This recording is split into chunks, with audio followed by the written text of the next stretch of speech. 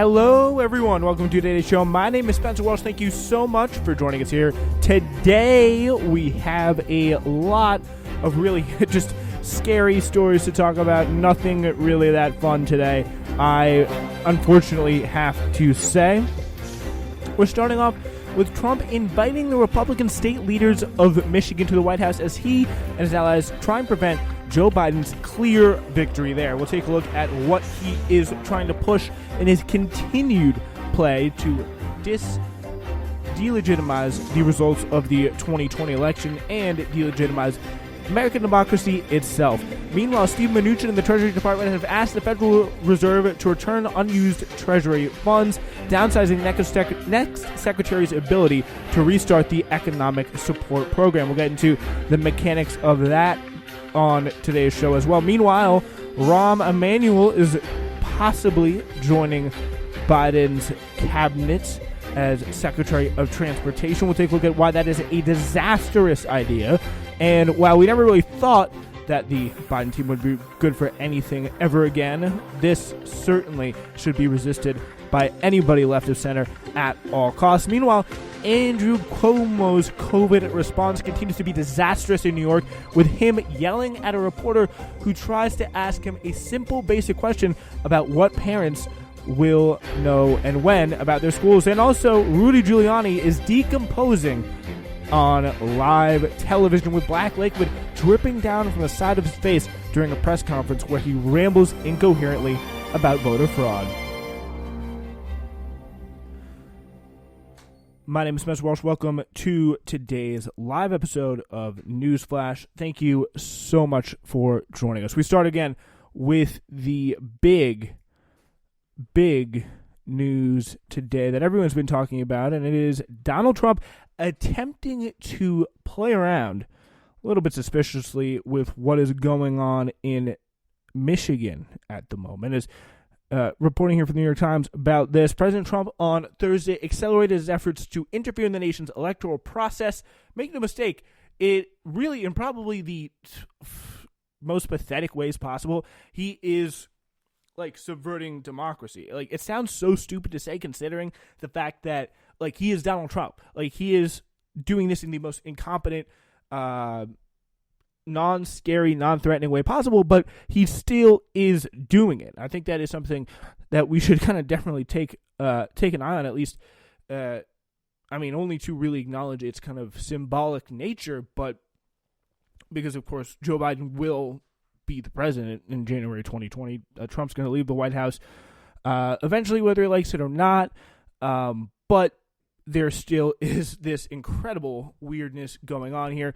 So for pretty much what happened is the Republican reached out to the White House, reached out directly to these Republican state legislators from Michigan and invited them to the White House on Friday for discussions as the state prepares to certify President-elect Joe Biden as the winner there. So pretty much a clear, brazen attempt by inviting these Republican officials to be like, slow down about that. Don't be so sure. I don't know if you want to do that. And you can only imagine the kind of arm twisting that was going on there and what they were saying there. So pretty much what's been going on right now, Michigan has been really the prime target in their campaign to subvert the will of the voters, backing Biden in the recent election and targeting, no surprise, the big city, Wayne County, where pretty much the majority of the minority vote is. No surprise there, as Trump called at least one GOP elections official in the Detroit area this week after she voted to certify Biden's overwhelming victory there, and he is now set to meet with legislators ahead of Michigan's deadline on Monday to certify the results. The president has also asked aides what Republican officials he could call in other battleground states in his effort to prevent certification of results that would formalize his loss to Biden. Several advisors said Trump allies appear to be pursuing a highly dubious legal theory that if the results are not certified, Republican legislatures could intervene and appoint pro-Trump electors in states Biden won, who would support the president when the Electoral College would meet in December 14th. So that's what they're really trying to do here. They're saying the state legislators decide the election, and what they're going to have to do, at the very least, considering they move all these incredibly tough to move objects like these Republican state electors who, like, whatever their allegiance to Trump may be,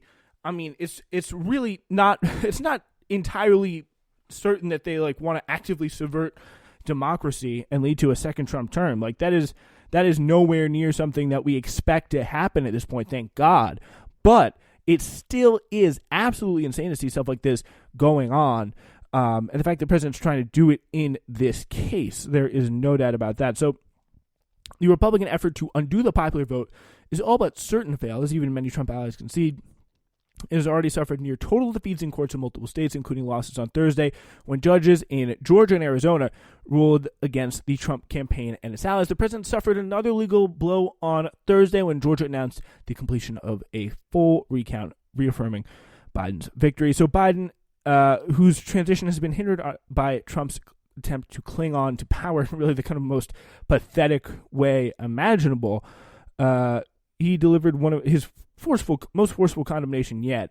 I mean, imagine if this was like the roles reversed and we had a Democratic president trying to pull this with a Republican incoming president. The messaging, the vitriol with the rhetoric that comes out is nowhere near what would be coming out of Joe Biden right now, calling out like what Trump's doing. But again, it's hard to really get that aggravated about it when it's like so just pathetic.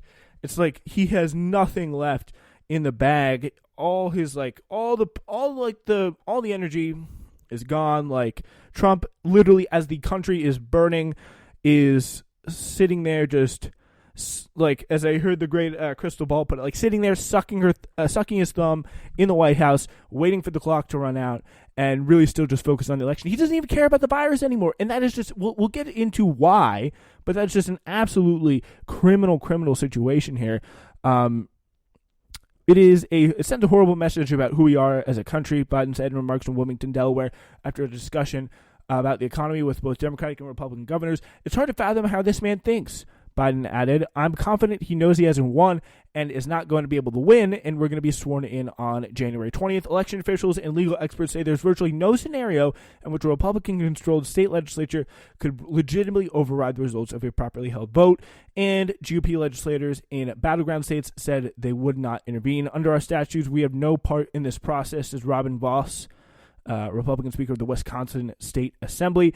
In Arizona, the Republican Speaker of the House, Rusty Bauer, sent a letter to his Republican colleagues emphasizing that he had voted for Trump, but noting the courts had already debunked some of the president's claims and making clear the lawmakers could not interfere with the will of the voters. So that's why, as we said, we do not expect at this point anything like that with the massive coup by the Republican state legislators. So the Trump maneuvering has intensified in part because many states are now poised to certify their election vote totals. Crucially, 6 key states that Biden won: Georgia, Michigan, Pennsylvania, Arizona, Nevada, and Wisconsin. They have deadlines between Friday and December 1st to certify his victories, and they most likely will, barring anything absolutely shocking, will be certified. Facing those deadlines, the president has grown more strident with his false messages about a stolen election in a last-ditch bid to do nothing less than disenfranchise the legally registered votes of entire states and cities. There is no way to deny this. And I think really what the Democrats have to do here is kind of just internalize this message and make sure the people know what is going on. Like, it's not getting that much media coverage, and I think kind of justifiably so, because on one hand, it really just is a pathetic effort that is just like, there is no reason to cover it because it's just bound to fail in such a clear way, and saying words like, a possible coup, or like, but it is a kind of really just outrageous kind of perversion of democracy to not let the guy who's going to be in there get in there and just do the basic steps, the basic bare minimum. I mean, honestly, like, I honestly would not just mind, and I'm honestly not sure Trump would mind, if we just cut this whole thing off right here and right now, and Biden just governs de facto through January 20th. Like, he clearly is not in the mood for governing. Like, there is no governance, there's no nothing right now coming out of the White House, again, as Americans are dying by the just thousands now by the day. It's going to go up more. It's going to continue to go up to new heights that we have. It just, every day with coronavirus is just worse and worse and worse for people, both economically and really, as we're really going to have to enter lockdowns nationwide soon. And I definitely, as I'm doing the show, thinking about how we're going to shift our coverage more towards this because we have been kind of lacking in that area. We've been doing a lot more electoral politics that we've been doing recently. We will change that.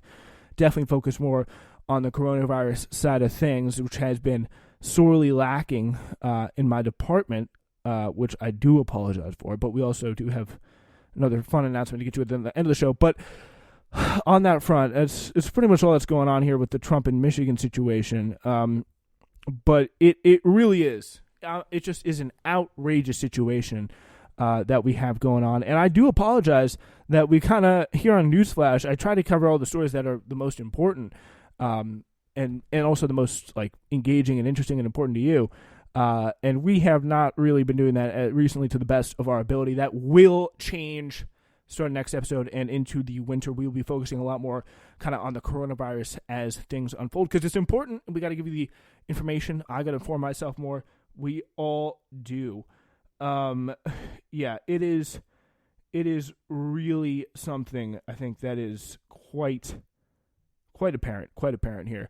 But what we will talk about in just a little bit is Steve Mnuchin. He is planning to end a key Fed emergency program, limiting Biden, continuing this undemocratic push by Donald Trump and his administration to just shut down the transition process from so many different ways, from the diplomatic level, dealing with our allies. Not that we really want Biden to have control of the state. That's a whole other thing. But just in terms of coronavirus and relief, like shutting that down and stifling that anyway is just such a horrific and just scary thing to do. Not to say that anything like that, it's not surprising or like it's not something you should expect. Like, oh, I expect something better for Steve Mnuchin. No, but it is still just an absolutely horrific situation that's going to probably hamper Biden early on. And there's things he could do with executive action, and we will be sure to alert you as to what those things are throughout the show, because there are going to be times as Biden heads of the administration, as Biden gets in there, that he is going to try and stop much necessary action from happening. Like, there is going to be times where he's going to try and throw up his hands and say, oh, there's nothing we could have done. We will let you know when there are things he could have done. But there is some serious interference going on, really. And there is no doubt about that. We'll catch you up on what Tricky Steve is up to next.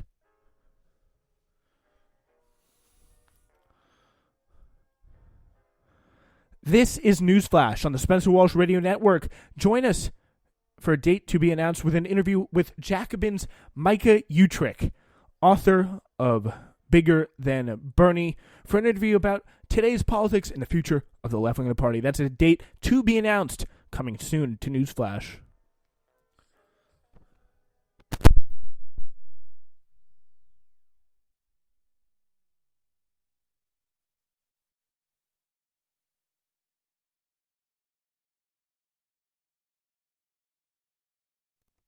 We are back today on Newsflash. Thank you so much for joining us. And of course, you may have been thinking that I meant to play some music there. You would be correct, and I do apologize for that.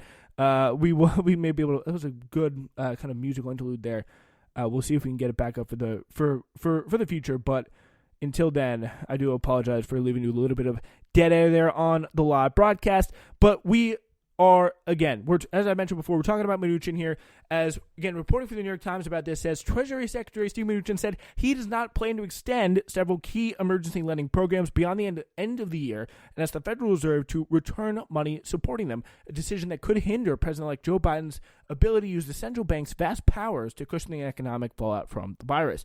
And it's going to be interesting to see how much latitude that the House and the possibly more likely than not Republican Senate will give him in terms of fighting this, and what Mitch McConnell will allow Joe Biden even to do in terms of the stimulus when he gets in office. Like, in terms of real federal power of the purse kind of enforcement, what will Mitch McConnell allow? Like something, I mean, we're talking like maybe in the range of 400 billion. We're talking